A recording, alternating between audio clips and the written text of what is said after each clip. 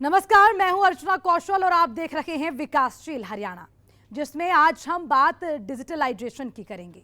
प्रदेश के मुखिया मनोहर लाल कई बार इस बात का दम भर चुके हैं कि डिजिटलाइजेशन से लोगों की जिंदगी आसान हुई है।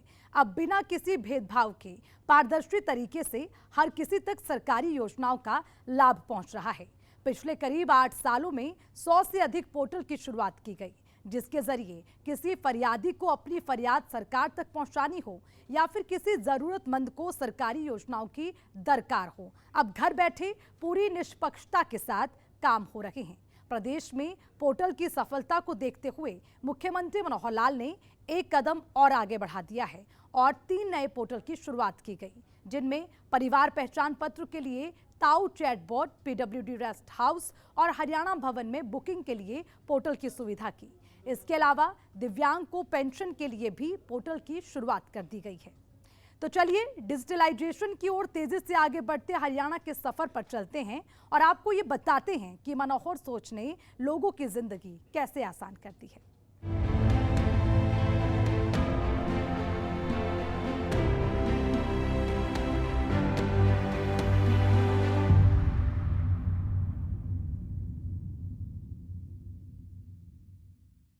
मुख्यमंत्री मनोहर लाल ने प्रदेशवासियों को 3 नए पोर्टल की सौगात दी है। इस मौके पर मनोहर लाल ने यह भी कहा कि हमारी सोच लोगों की जिंदगी आसान बनाना है। अभी हाल ही में परिवार पहचान पत्र की शुरुआत की गई, जिसमें कई तरह की शिकायतें सामने आ रही थी। इसे देखते हुए विभाग की ओर से ताऊ से पूछो चैटबॉट लॉन्च की गई और दावा यह किया गया कि इसकी शुरुआत से परिवार पहचान पत्र से जुड़ा कोई भी सवाल पूछा जा सकता है। देखिए इस रिपोर्ट। देश और दुनिया डिजिटलाइजेशन के फायदे भली भांति जानता है। पहले जिस छोटे बड़े काम के लिए विभागों के कई दिनों तक चक्कर काटने पड़ते थे, अब वही काम ऐप के जरिए घर बैठे मिनट और सेकंड में हो रहे हैं। यहाँ ये कहना गलत होगा कि अगर आपके हाथ में मोबाइल है तो पूरी दुनिया आपकी मुट्ठी में है। और इसी सोच के साथ मुख्यमंत्री मनोहर लाल प्रदेश में तेजी से डिजिटलाइजेशन को बढ़ावा दे रहे हैं। आए दिन नए पोर्टल की शुरुआत कर रहे हैं ताकि घर बैठे आसानी से लोगों का काम हो सके। इसी कड़ी में मुख्यमंत्री मनोहर लाल ने 3 और नए पोर्टल की शुरुआत की है, जिनमें परिवार पहचान पत्र के लिए ताऊ चैटबॉट, पीडब्ल्यू रेस्ट हाउस और हरियाणा भवन में बुकिंग के लिए पोर्टल की सुविधा है। इसके अलावा दिव्यांगों को पेंशन संबंधी सुविधा के लिए भी पोर्टल की शुरुआत की गई है। हमारा हमेशा ही फोकस रहा है कि गुड गवर्नेंस, सुशासन, इसके आधार पर चीज़ों को आगे बढ़ाया जाए। ठीक 25 दिसंबर 2014 जिसको हमने पहला सुशासन दिवस के नाते से कहा था और टेक्नोलॉजी के आधार के ऊपर चीज़ों को बढ़ाने का जो क्रम उस समय शुरू किया था, लगातार उसको हम आगे बढ़ा रहे हैं। और आज भी इसमें 3 ऐसे जो प्रोजेक्ट हैं वो जिनको लॉन्च किया है वो आपके सामने आए हैं, जिसमें सबसे पहले तो चैटबॉट का ये जो एक सोल्यूशन ये दिया गया है। और हमको जैसे पता है कि परिवार पहचान पत्र भी अपने आप में एक यूनिक ऐसी एक चीज़ जो हमने तैयार की है, जिसका लाभ प्रदेश के लगभग 72 लाख परिवारों को उसका लाभ मिलेगा। अब इतना बड़ा प्रोजेक्ट स्वाभाविक है कि उसके अंदर प्रारंभिक कुछ जिसको कहना चाहिए कि एक निटी-ग्रिटीज ऐसी होती हैं, जो कुछ ऐसी समस्याएं आती हैं, उनको हमने लगातार ठीक किया है। चाहे उसमें राशन कार्ड की बात हो, चाहे पेंशन की बात हो, चाहे चराई योजना की हो, इनकम की हो, वो उस पर्याप्त संख्या में हमने ठीक किया है।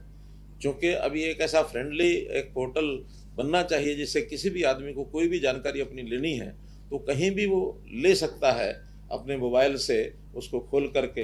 हरियाणा सरकार कुछ महीने पहले से परिवार पहचान पत्र बनाने की योजना पर काम कर रही है। सरकार का मानना है कि ऐसा कर उन गरीब परिवारों की पहचान की जा रही है जिन्हें सही रूप में सरकारी मदद की आवश्यकता है, ताकि उन तक सरकारी मदद पहुंचा जा सके। लेकिन यहाँ इस बात से इनकार नहीं किया जा सकता कि परिवार पहचान पत्र में कई तरह की खामियां भी सामने आई है, जिसे खुद प्रदेश के मुख्यमंत्री मनोहर लाल ने कई बार स्वीकार किया है और आवाम को ये भरोसा दिलाया है कि किसी के साथ कुछ भी गलत नहीं होने दिया जाएगा। मुख्यमंत्री मनोहर लाल ने इस दिशा में अपने कदम आगे बढ़ाते हुए ताऊ से पूछो चैटबॉट की शुरुआत की है। इस चैटबॉट के जरिए आप परिवार पहचान पत्र से जुड़ी कोई जानकारी 24 घंटे ले सकते हैं। चैटबॉट का ये जो एक सोल्यूशन ये दिया गया है, और हमको जैसे पता है कि परिवार पहचान पत्र भी अपने आप में एक यूनिक ऐसी एक चीज़ जो हमने तैयार की है, जिसका लाभ प्रदेश के लगभग 72 लाख परिवारों को उसका लाभ मिलेगा। अब इतना बड़ा प्रोजेक्ट स्वाभाविक है कि उसके अंदर प्रारंभिक कुछ जिसको कहना चाहिए कि एक निटी-ग्रिटीज ऐसी होती हैं, जो कुछ ऐसी समस्याएं आती हैं, उनको हमने लगातार ठीक किया है। चाहे उसमें राशन कार्ड की बात हो, चाहे पेंशन की बात हो, चाहे चराई योजना की हो, इनकम की हो, वो उस पर्याप्त संख्या में हमने ठीक किया है। क्योंकि अभी एक ऐसा फ्रेंडली एक पोर्टल बनना चाहिए जिससे किसी भी आदमी को कोई भी जानकारी अपनी लेनी है तो कहीं भी वो ले सकता है अपने मोबाइल से, उसको खोल करके, और चैटबॉट का जैसे एक सिस्टम होता है, जान ले और पहचानने के बाद उसका उत्तर वहाँ से मिले। उत्तर भी देंगे ताऊ जी, तो उत्तर जो है हमको मिले। अब इसमें एकदम ये तो नहीं कहा जा सकता कि इसमें कोई गलती नहीं होगी, क्योंकि धीरे धीरे उस सिस्टम को अडेप्टिव होना पड़ता है। जिस आदमी को बोलना है, उसकी भाषा, उसकी लैंग्वेज, उसको, और ये सामान्यतः एक बार जो व्यक्ति अपना चैट बॉक्स खोलेगा और वही व्यक्ति बार बार पूछेगा तो उसके उत्तर ठीक आएंगे। लेकिन अगर एक ही चैट बॉक्स को मुझे लगता है अगर अलग अलग व्यक्ति जाके पूछेंगे तो लैंग्वेज की प्रॉब्लम कई बार आती है। अब ये प्रारंभिक चरण हैं, जो भी चीज़ें इसमें होंगी हमारे टेक्निकल लोग इस पर लगातार नज़र रखेंगे। लेकिन अच्छा फ्रेंडली एक विषय, जहाँ भी कई आदमी होता है अपने मोबाइल को साथ लेके रखता है, चाहे वो खेत में जाए, ऑफिस में जाए, घर में बैठे पढ़ने जाए, सैर करते हुए भी अपनी जानकारियाँ ले सकता है। चैट बॉक्स का एक ही इस प्रकार से एक हमने सोल्यूशन दिया है, और मैं समझता हूँ जनता को बहुत इसका लाभ होगा। और जितने उसके प्रश्न होंगे, चाहे उसके जाति के हैं, आय के हैं, व्यवसाय के हैं, जन्मतिथि के हैं, ये सब जो उसको, चाहे उसका फिर आय के साथ उसका सार्वजनिक वितरण प्रणाली यानी राशन कार्ड हो, फिर उसकी चाहे जो भी कोई प्रश्न है, वो सारा जो सूचना डाटाबेस हमारे पास जो कोष बना है, उस कोष में से उसको ये उत्तर त्वरित और सटीक रूप से ये सब मिलेगा। मनोहर राज से पहले बुजुर्गों की हमेशा से ये शिकायतें होती थी कि उन्हें वृद्धा पेंशन के लिए ठोकरें खानी पड़ती है, लेकिन मनोहर राज में प्रोएक्टिव वृद्धा पेंशन की शुरुआत कर पेंशन की टेंशन को हमेशा के लिए खत्म कर दिया है। अब 60 साल का उम्र पार करने पर बुजुर्गों को खुद पेंशन की शुरुआत हो जाती है, और अब इसी तरह दिव्यांगों के लिए भी प्रोएक्टिव पेंशन की सुविधा शुरू कर दी गई है। दूसरा जो हमने प्रोएक्टिव एक पोर्टल बनाया है, वो दिव्यांग सेवा, दिव्यांग की पेंशन, ये सेवा। और इस सेवा में अभी तक दिव्यांग को पेंशन बनाने में काफ़ी कठिनाई आती थी। आयु के हिसाब से तो 60 वर्ष की आयु एक गणना के हिसाब से ऑटोमेटिकली व्यक्ति की गणना हो जाती है, लेकिन इसमें शर्त है कि 60% उसका दिव्यांग का सर्टिफिकेट होना चाहिए। जैसे ही 60% दिव्यांगता का सर्टिफिकेट डॉक्टर से वो प्राप्त करेगा, उसको अपलोड करेगा, अपलोड करते ही प्रोएक्टिवली उसकी पेंशन जो है वो घर बैठे बनेगी। इसमें कहीं किसी प्रकार की कठिनाई नहीं आएगी। प्रदेश की मनोहर सरकार आवाम को निष्पक्ष और पारदर्शी शासन देने का भरोसा देती है, जिसकी झलक कई बार सरकार के फैसलों में देखने को मिलती है। पीडब्ल्यूडी रेस्ट हाउस को लेकर मुख्यमंत्री मनोहर लाल ने एक बड़ा निर्णय लिया है। अब कोई भी व्यक्ति पोर्टल के जरिए रेस्ट हाउस बुक करवा सकता है।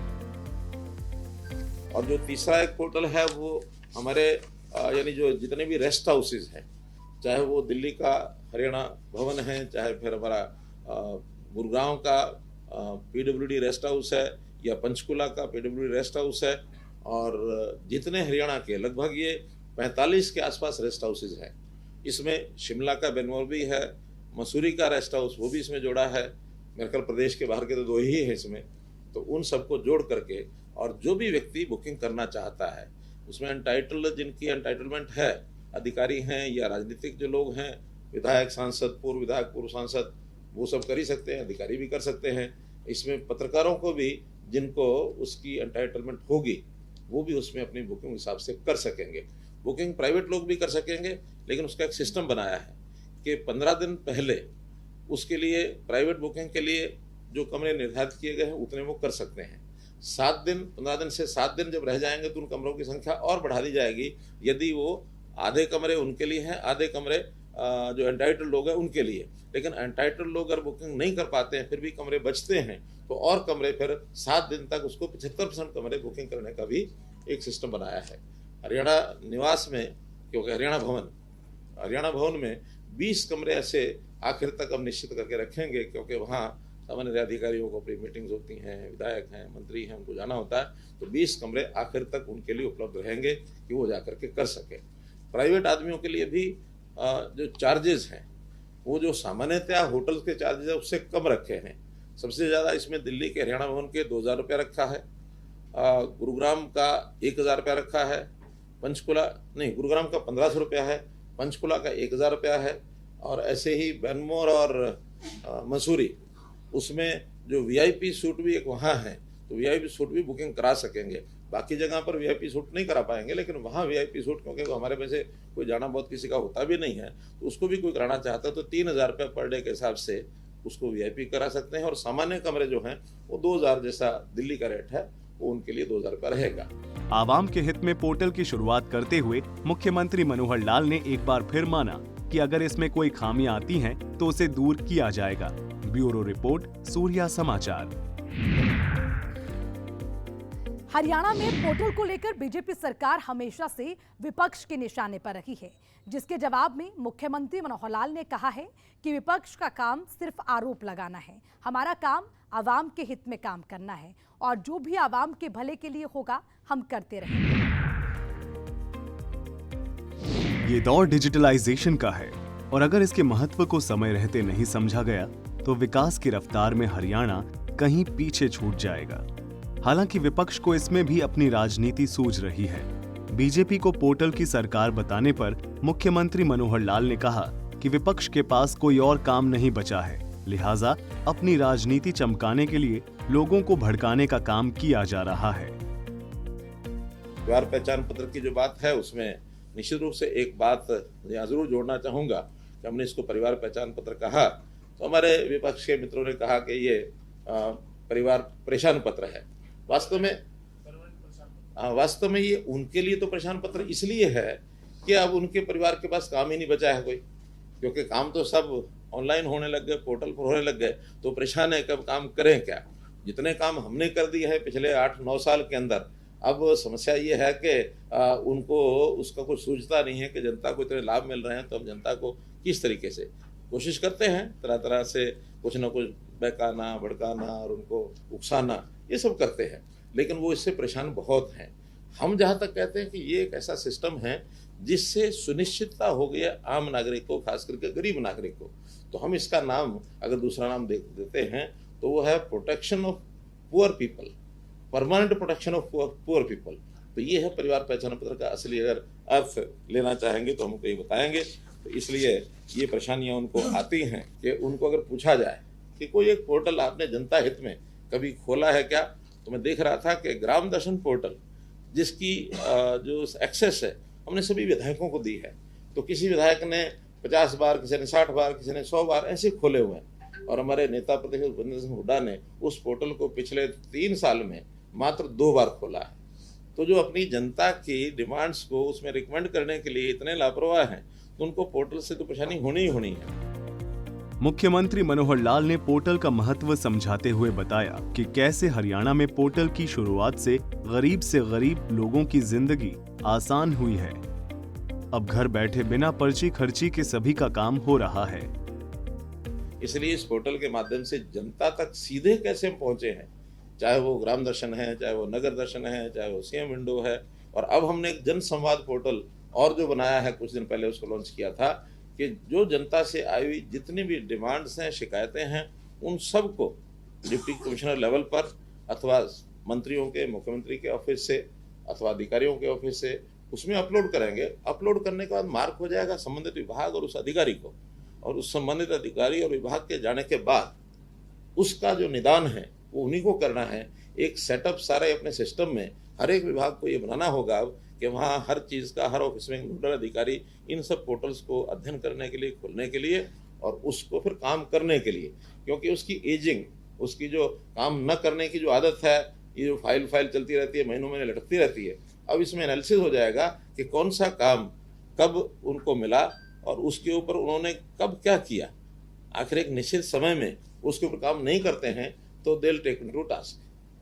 आखिर अधिकारी और कर्मचारी, किसी की मजबूरी हो तो बताएगा मेरी ये मजबूरी है, मैं इस पर काम नहीं कर सकता, तो उसका रिप्लेसमेंट भी होगा। लेकिन हर चीज़ ऑनलाइन है तो उसको उसका काम करके और up to the satisfaction of the last person जिसने वो ग्रीवेंसेस डाली हैं उसमें, उस तक सेटिस्फेक्शन हो। हाँ, काम करने का अगर लगता है कि काम हो ही नहीं सकता, ये भी जानकारी उस व्यक्ति को मिलनी चाहिए। कई बार कोर्ट केस होते हैं, कई बार विवाद कोई ऐसा होता है कि जिसके अंदर उसका अधिकार बनता ही नहीं है, तो ये जो सारी प्रक्रिया में से एक फाइनल उत्तर उसको मिलना चाहिए।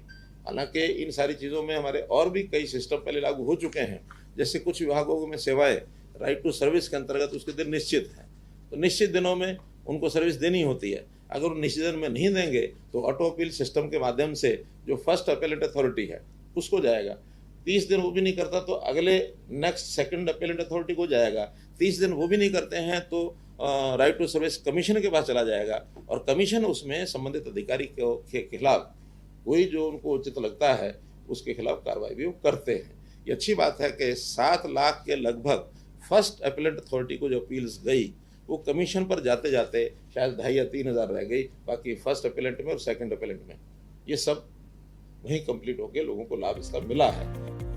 मनोहर लाल का दावा है कि उनके कार्यकाल में सभी वर्गों का समान विकास हो रहा है। किसानों को भरोसा दिलाते हुए मुख्यमंत्री मनोहर लाल ने कहा कि जिन किसान भाइयों की फसल बर्बाद हुई है उन्हें चिंता करने की कोई जरूरत नहीं है।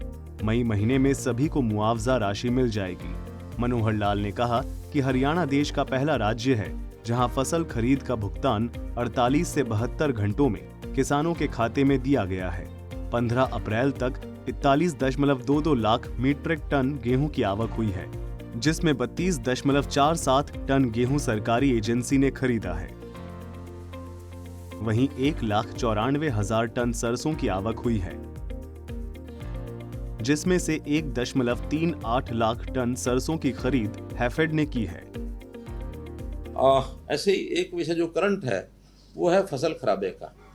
अब चूंकि ये कोई पूर्व में इसकी जानकारी भी नहीं होती और ये कोई किसी व्यक्ति के हाथ में भी नहीं है, एक नेचुरल एक जिस प्रकार का संकट आता है, कब वर्षा आ जाए, कब इसमें कोई मौसम खराब हो जाए, और इस बार तो मौसम का इस प्रकार की स्थिति बनी रही कि फसल पकने के बाद कटाई शुरू हो गई फसल की, और मार्च के बाद अप्रैल में अभी 2 दिन भी पिछले वर्षा के निकले हैं। कई बार तो फसल निकली हुई होती है, मंडी में पहुंची हुई होती है, उसकी भी सुरक्षा करनी पड़ती है। फिर भी किसान का जो नुकसान है उस नुकसान में उसकी सहायता के लिए सरकार हमेशा तैयार है। हालांकि ये बात भी ठीक है कि अब प्रधानमंत्री फसल बीमा योजना में बहुत से किसानों ने अपना बीमा कराया है और धीरे धीरे ये ट्रेंड बढ़ रहा है। अब लोगों को पता लगता है कि वहाँ बीमा कराएंगे तो आसानी से वो सारी चीज़ें, उसका सर्वे भी हो जाता है, उसका नुकसान भी समय पर तय हो जाता है। कहीं कठिनाई आती है तो फिर सरकार इंटरवीन करना होता है, वो करते हैं।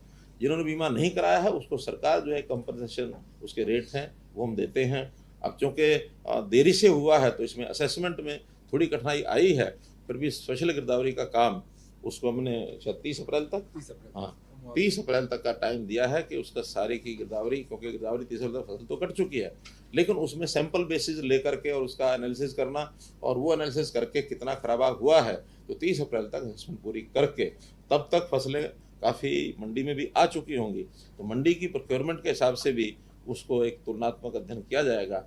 अभी तक जानकारी ये है कि गेहूं का नुकसान बहुत बड़ा जितना सोचा जा रहा था उतना नहीं है। 10%, 15%, 20% मोटे तौर पर काफ़ी जिलों में इतना ही है। 25% तक तो कंपनसेशन जो है वो किसान को ही हम कहते हैं वो अपना उसमें यानी क्लेम की अपेक्षा ना करे। 25% से ऊपर होता है तो फिर क्लेम उसको दिया जाता है। मंडी में 41 लाख मीट्रिक टन गेहूँ ये अभी तक जो है आ चुकी है, जिसमें से 32.5 लाख मीट्रिक टन ये सरकारी एजेंसियों ने खरीद कर ली है, और अभी ये 9 लाख जिसको कहना चाहिए शेष है, लेकिन वो तो रोटेशन में जैसे रहती है उतना ही है। मंडी का उठान की एक समस्या थी, वो हमने डीसीज को लिख दिया है कि जहाँ कहीं समस्या ठेकेदारों से आ रही है वहाँ वो अपने हाथ में लेकर के, और जो भी कोई अलग प्रबंध जैसे पहले भी करते रहे हैं, आड़तियों से बात करके, और आड़तियों के अगर ट्रक होते हैं तो उनके लेंगे, और बाहर से भी लेना है तो उनके एक सिक्योरिटी ले करके और उनको ट्रकों को उसी रेट पर जो रेट जो है देखिए वो रिलैक्सेशन, क्योंकि सेंटर ने उसमें एक कट लगाया था, लेकिन हमने घोषणा कर दी थी उसी समय कि जो भी पैसा है, नमी की छूट नहीं है उसमें, केवल उसका लस्टर लॉस और उसका जो दाना जो है, वो बारीक दाना कटा हुआ, क्या बोलते हैं उसको, ब्रोकन, हाँ ब्रोकन और शेवल्ड जो दाना होता है, उसका जो परसेंटेज है, उसमें जो पैसा अगर उनका कटेगा तो स्टेट गवर्नमेंट जो उसको कंपनसेट करेगी, किसान से वो नहीं लिया जाएगा। लेकिन नमी में छूट देना संभव इसलिए नहीं है, नमी की छूट दें तो फिर गीला अगर खरीदा गया और वो पैक हो गया, उसकी प्राइस लग गई, तो फिर उसको कोई संभालता नहीं। वहीं बुजुर्गों को मिलने वाले पेंशन और युवाओं के रोजगार पर मुख्यमंत्री मनोहर लाल ने एक आंकड़ा साझा करते हुए कहा कि साल 2004 से 14 के बीच 10 साल में महज 80,000 नौकरी दी गई, जबकि हमारे शासन के 8.5 साल में करीब 1.02 लाख नौकरी दी गई है। इतना ही नहीं, अगले 6 महीने में 60,000 और नौकरियां दी जाएंगी। वहीं बुढ़ापा पेंशन का जिक्र करते हुए मनोहर लाल ने कहा कि साल 2014 तक 21.82 लाख लोगों को बुढ़ापा पेंशन मिलती थी, जबकि मौजूदा वक्त में 30.78 लाख लोगों को बुढ़ापा पेंशन मिल रहा है। यानी 2014 तक पेंशन पर सालाना 2,618 करोड़ रुपए खर्च होते थे, जबकि मौजूदा समय में 10,157 करोड़ रुपए खर्च हो रहे हैं। एक चीज जो लगातार हमारे मित्र समय समय पर कहते हैं, हालांकि बहुत चीज़ों में दम नहीं है, लेकिन कुछ बातें जो हमको स्पष्ट करनी जरूरी होती हैं तो उसकी जानकारी भी हमको देनी होती है। जैसे सरकारी नौकरियों का विषय आता है, सरकारी नौकरियों में अभी तक आंकड़े सब आपके सामने भी हम बार बार बताते हैं, फिर बता रहा हूँ कि उन्होंने 10 साल के कार्यकाल में सरकारी नौकरियां कुल 80,000 के आसपास दी थी, 80,000 81,000 10 साल में पूरे। हमने अभी तक 8.5 साल में 1,02,000 नौकरियां हम दे चुके हैं, और विद इन नेक्स्ट 6 मंथ्स, जिसमें ग्रुप सी की और ग्रुप डी की, ये और उसके अलावा जो अध्यापक हैं पीजीटी वगैरह, और पुलिस की भी 5,000 उसमें, तो सब मिला करके 60,000 के आसपास नौकरियां और हम 6 महीने में दे देंगे। यानी 1,62 9 साल में हो जाएंगी। इनकी 80 जो है वो 10 साल की हैं, तो डबल संख्या हमारे 9 साल में हो जाएगी। 10वां साल जब शुरू होगा उसका जो अलग से आवश्यकता होगी वो हम करेंगे। तो एक आंकड़ा ही आपको मैं इसको अभी मैं कह नहीं सकता, क्योंकि लास्ट ईयर में कितनी रिक्वेशन आती है वो तो डिपार्टमेंट्स के ऊपर निर्भर करता है कितनी वो देते हैं। हाँ, लेकिन HKRN की सब जोड़ लेंगे तो ये 2 लाख से ऊपर हो जाएगी, क्योंकि HKRN की भर्ती को हम उस प्रकार की भर्ती नहीं मानते। वो आवश्यकता के हिसाब से जितने समय की डिमांड होती है उतने समय के लिए ही उनको लगाया जाता है। और एक चीज़ और जो आपके सामने उल्लेख करूँगा कि इस पेंशन के नाते से, जो सामाजिक सुरक्षा पेंशन है, जिसके बारे में ये कहते हैं इतनी कट गई, ये हो गया वो हो गया, अब ये पेंशन की संख्या भी 2014 में ये संख्या थी जब वो छोड़ करके गए थे 21.82 लाख, 21,82,000, और अभी जो है 30,78,000 है। यानी 9 लाख लोग एक प्रकार का ये माने कि 45% उसमें वृद्धि हुई है।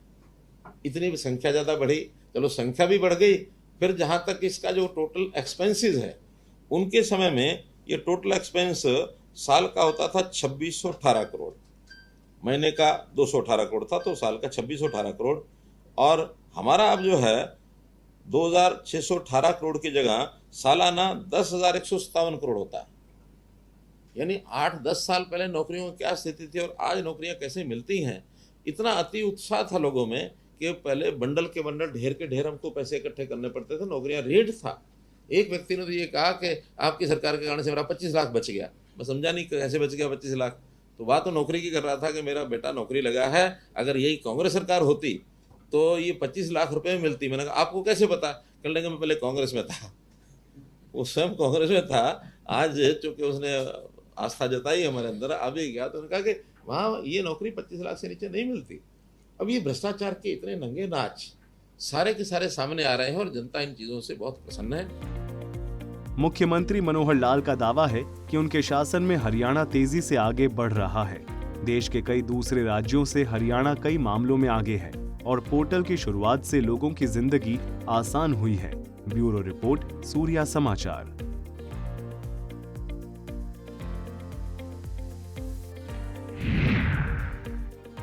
रुकावट आती है सफलता की राह में, ये कौन नहीं जानता। फिर वो मंजिल पा ही लेता है जो ईमानदारी से चलता है। मुख्यमंत्री मनोहर लाल पर यह बात बिल्कुल सटीक बैठती है। पिछले 8.5 सालों में सरकार की ओर से कई कदम उठाए गए, जिसमें कठिनाइयां आईं, लेकिन जीत मनोहर सोच को मिली। हमारे साथ फिलहाल के लिए इतना ही। मुझे दीजिए इजाजत। नमस्कार।